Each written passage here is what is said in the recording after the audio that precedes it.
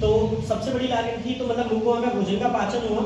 और जब ये मुंह में भोजन का पाचन होता है तो अभी किस टाइप से आपकी देखो जीभ, ये जो आपको दिख रहे हैं जीभ पर ये वाले पार्ट जो हमारे ये नॉर्मली हैं, तो ये वाले जो पार्ट है ये आपको टेस्टिंग वर्ड्स की बात करी थी मैंने कि ये हमारे टेस्टिंग वर्ड होते हैं और टेस्टिंग वर्ड के तौर पर आप समझ सकते हो। तो अब मैं बात कर रहा हूँ ईसोफेगस की। ईसोफेगस ये नली है जिससे भोजन इस माध्यम से यहाँ से खुलता हुआ ये जो पॉड है इससे नली बंद हो गई, ये फूड पाइप से निकलता हुआ भोजन सीधे नीचे आ रहा है। कहाँ आ रहा है?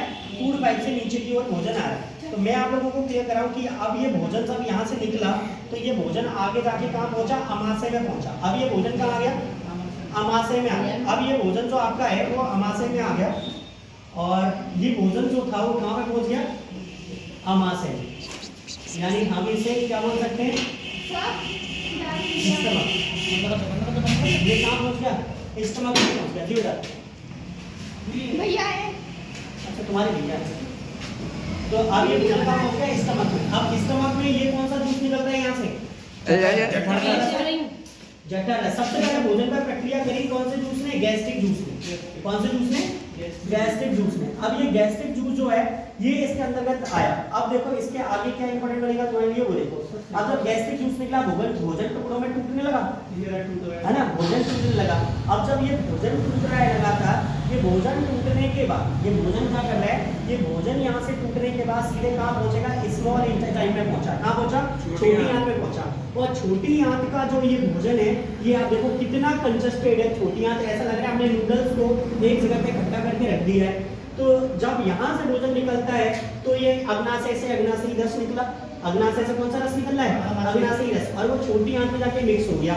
लीवर का कार्य क्या होगा? लीवर से पित्त रस का निर्माण होगा। किसका निर्माण होगा?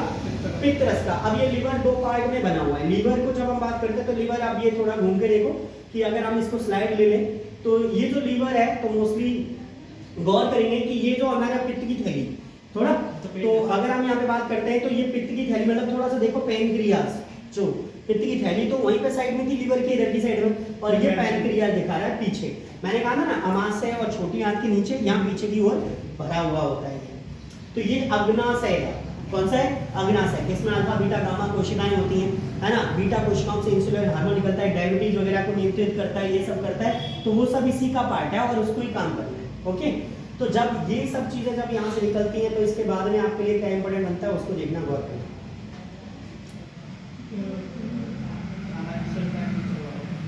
देखो अब ये छोटी आंत में भोजन आया तो इसमें बिलाई आएंगे। अभी कैसे आएंगे? बिलाई वाले पार्ट आएंगे। अब जब छोटी आंत में भोजन आ रहा है, किस में आ रहा है? छोटी आंत में। तो छोटी आंत में भोजन आ रहा है तो अब हम कौन से वाले पार्ट में जा रहे हैं? बिलाई वाले पार्ट में जा रहे हैं। देखो the food consumed with the digestion and is now ready to be absorbed into the blood. यानी भोजन से पोषक पदार्थ चूसे जाएंगे और उसे ब्लड के माध्यम से शरीर के सभी भागों में पहुंचा दिया जाएगा। वो देखो कौन कर रहा है? ये बिलाई कर रहा है। अब जैसे मैं यहाँ पे थोड़ा सा इनको बात करूँ तो ये जो पार्ट तुम देख रहे हो, ये जो पार्ट है ना, ये विलाई है। ये क्या है? विलाई। ये कौन सा पार्ट है? विलाई। तो अगर हम इनको विलाई के तौर पर जानते हैं तो ये भोजन को क्या करते हैं? बहुत ज्यादा छोटे छोटे, ये देखो नैनो पार्टिकल्स आप देख रहे हो, ये नैनो पार्टिकल्स में भोजन को क्या कर दिया इन्होंने? तोड़ दिया। तो भोजन को बहुत छोटे छोटे टुकड़ों में तोड़ देते हैं। कौन? विलाई, उंगलियों। और ये हमारी छोटी आंत के अंतर्गत ही होते हैं। कहाँ होते हैं?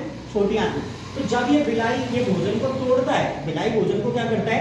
तोड़ता है। तो जब बिलाई ने भोजन को पूरी तरीके से छोटे छोटे टुकड़ों में तोड़ दिया तो फिर क्या स्पेशली बनी? तो वो देखना। अब ये भोजन से पोषक पदार्थ जाके ये किसके माध्यम से चलेगा? ये जो मैं आपको बात करूं तो थोड़ा सा आगे पहुंच गए तो अभी देख लो कि undigest unabsorbed food untied large intestine. अब जब भोजन हो जाता है तो वो कहाँ चलता है? यहाँ से निकल कर ये बड़ी आंत में पहुंच जाता है। कौन सी जगह पे पहुंच जाता है? बड़ी आंत में पहुंच जाता है। तो अगर मैंने यहाँ पे छोटी आंत लिखा था तो इसे हम कहते हैं लार्ज इंटेस्टाइन। ठीक है, तो ये हमारा कौन सी आंत होती है? बड़ी आंत होती है। अब भोजन जो है, जो फूड है, वो अब कहाँ पहुंच रहा है? बड़ी आंत के अंतर्गत निकल रहा है। फूड कहाँ निकल रहा है? बड़ी आंत में जा रहा है। और बड़ी आंत में जब भोजन पहुंच रहा है तो बड़ी आंत में भोजन निकलने के बाद देखिए अभी कैसे जाएगा, और यहाँ पर आकर ये एनस के द्वारा हम लोग सुबह टॉयलेट दिखा देंगे बाहर की ओर और हो जाएगा क्लीन। ओके, तो इस तरीके से हमारा मुखवात से पाचन स्टार्ट होता है और एनस तक जाता है और इस तरीके से हमारा भोजन हो जाता है कंप्लीट। लव यू दोस्तों।